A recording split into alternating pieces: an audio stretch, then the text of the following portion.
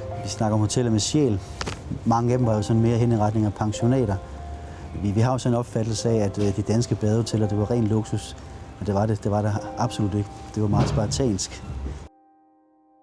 Plesner-eventyret startede jo med, at det kom til salg her for et par år siden. Vi ejer jo Gilleleje Badehotel, og så ville vi gerne have et badehotel mere. Det var sådan, det startede. Helt tilfældigt. Så var vi jo så heldige at overtage Birgit, og Birgit hun havde været her snart meget, meget lang tid. Hun startede jo hendes karriere her i Skagen ude på Ruts, hvor hun var kogekone i 14 år. Og udover det, så har vi så vores hotelchef, der hedder Janni. Så ansat en lokal kok, der hedder Peter i år. Og det er dem, der skaber Plesner i dag.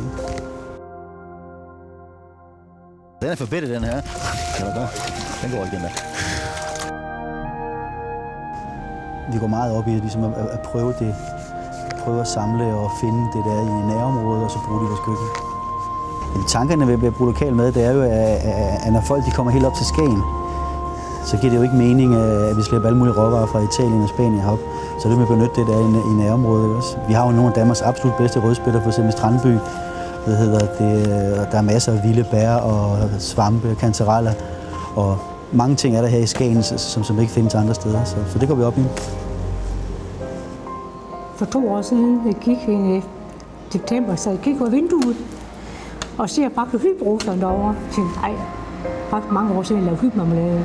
Så jeg gik ud og plukkede hyben og lavede en gang kompot. Og vores ejer, så Humberto kom op. Ej, siger jeg, det skal vi have hele tiden. Okay. Så det fandt vi så på, og derefter så, nej, skulle én være hjemmelavet. Så skulle de alle sammen være hjemmelavet. Vi bager vores morgenbrød selv jo, og vi bager vores kager, og alt vores syltetøj laver vi selv, og vores mysli er også hjemmelavet. Og kringlingen, der så kom hjem, den kom startet med sidste år, da vi købte mest kaffe og kage, hvor vi skulle finde på et eller andet, som vi kunne have. Så det blev altså kringlingen. Så det kom det hed Birgits kringling. Derfor.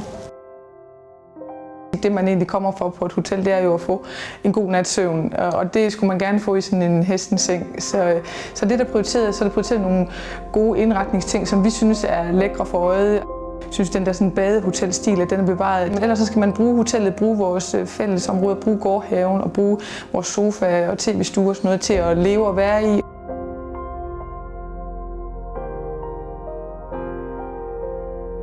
Vi skifter jo menuen hver uge her på Plesner, og det gør vi sådan for i stedet for at have et meget stort à la carte kort, så prøver vi dem sådan mere at fange, hvad der sker i området og finder ud af, hvornår har vi kuld, og hvornår er kulderen rigtig god, jamen, så er det jo det, vi satser på. Så vi laver mere sådan en mindre menu med færre valgmuligheder, ikke også, men som måske er mere aktuelt.